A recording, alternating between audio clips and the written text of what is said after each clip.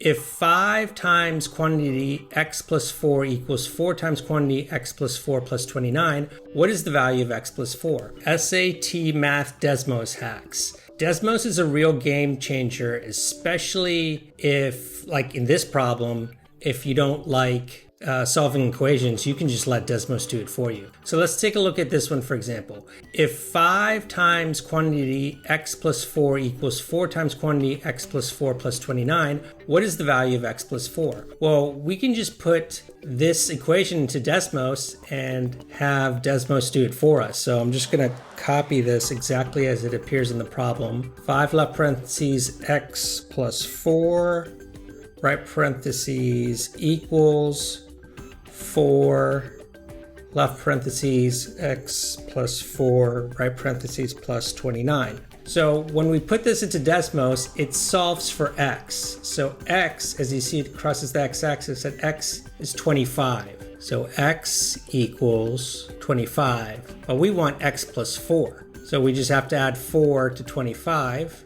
25 plus 4 is 29. So the answer is C. And that's it.